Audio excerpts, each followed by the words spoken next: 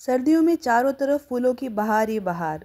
उसी बहार में एक फ्लावर ये भी है जिसका नाम है वर्बीना। तो चलिए जानते हैं कुछ इसके बारे में खास।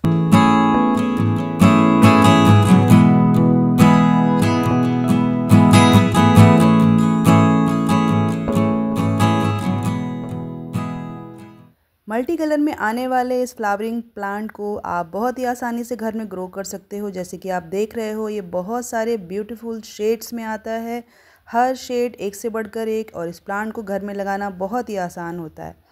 हमारा मिथ है कि हम इस प्लांट को विंटर्स में ही अपने घर में लगा सकते हैं, लेकिन आज की वीडियो में मैं इन्हीं टॉपिक्स के बारे में बात करने वाली हूँ कि इस विंटर फ्लावरिंग प्लांट को हम थ्रू आउट द ईयर कैसे अपने घर में बनाए रखें और कैसे इसकी ब्यूटी को एंजॉय करें और कैसे इसे बचा कर रखें। तो वीडियो को आगे शुरू करते हैं। इस प्लांट को आमतौर पे हम वर्बीना के नाम से जानते हैं। क्या आपको पता है वर्बीना का क्या मतलब होता है? यानी कि वीनस हर्ब। हाँ, सही सुना आपने। ये एक सीक्रेट प्लांट है, एक पवित्र प्लांट के नाम से इजिप्शियन कल्चर में इसे जाना जाता है क्योंकि इसकी बहुत सारी प्रॉपर्टीज़ होती हैं। ये प्लांट एशिया और अमेरिका का नेटिव प्लांट होता है।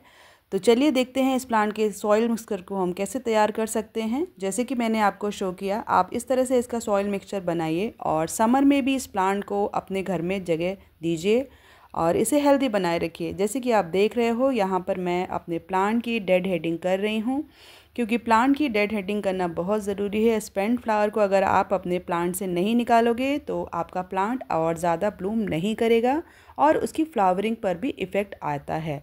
जैसे कि आप देख रहे हो, इस प्लांट में गुच्छों में भर भर के फ्लावरिंग होती है। बहुत ही ब्यूटीफुल ये प्लांट होता है। छोटे छोटे इसके फ्लावर्स होते हैं लेकिन क्लस्टर में उगते हैं। बस करना ये है कि इस प्लांट को समर में आने पर आपको सेमी शेड में रखना है। सेमी शेड में रखने का ये मतलब नहीं कि इस प्लांट को आप धूप ना दें। इस प्लांट को धूप बहुत ज़रूरी है। एटलीस्ट 2 से 3 घंटे की समर में भी इसे धूप चाहिए होती है। और इस प्लांट को पानी की रिक्वायरमेंट तब तक नहीं होती जब तक इसकी टॉप लेयर सूख ना जाए। तो इस बात का आपको खास ध्यान रखना है। मार्च तक तो ये प्लांट ऐसे अच्छे से बने रहेंगे, लेकिन मार्च के बाद आपको इस प्लांट को अप्रैल से लेकर लगभग सितंबर तक थोड़ा सा बचा कर रखना है। थोड़े से पार्शियल सन में रखिए और जिससे कि ये प्लांट आपका सालों भर आपके घर में रहेगा और भर भर के फ्लावरिंग भी देगा। ये प्लांट इतना खूबसूरत होता है, अगर आप इसको ध्यान से देखें तो इसके फ्लावर में एक भीनी सी सेंट होती है, खुशबू होती है, जो आपके आसपास के एटमॉस्फेयर को बहुत ही ब्यूटीफुल और एरोमेटिक बनाती है। तो इस प्लांट को रखना बहुत ही आसान है।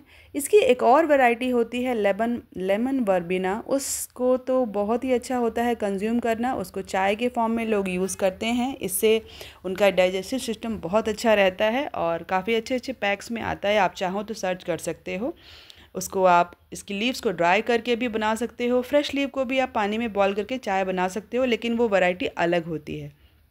तो हम आते हैं वापस अपने टॉपिक पे।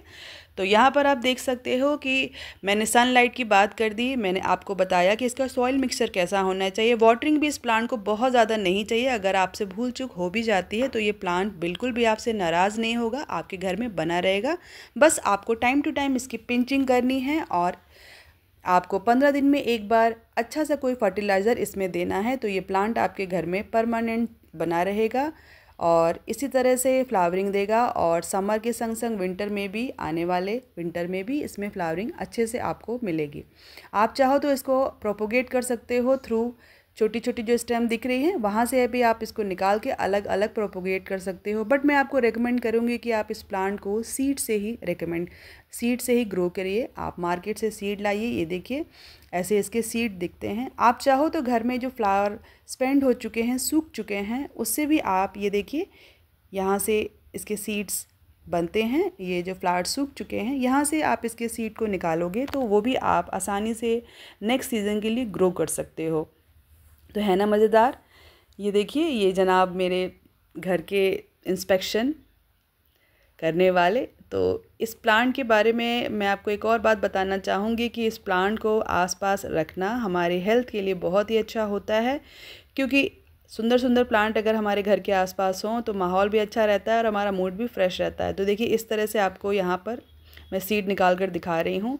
इस तरह से आप इसको सीड निकालिए, उसे सेव कीजिए और इस प्लांट को बचाइए। समर के संग संग विंटर में भी इसकी ब्यूटी का मज़ा लीजिए। ये देखिए, इस तरह से इसके सीड निकलेंगे, आप उसको सेव करके रख सकते हो। और इसको टाइम टू टाइम गुड़ाई करते रहिए ताकि इस प्लांट में आपको एरेशन मिलता रहे। और अगर आपको वीडियो थोड़ा भी इंफॉर्मेटिव लगा हो तो इसे लाइक शेयर सब्सक्राइब करने से हिचकिचाएं नहीं। Thanks for watching. Keep gardening. Happy gardening. Thanks all.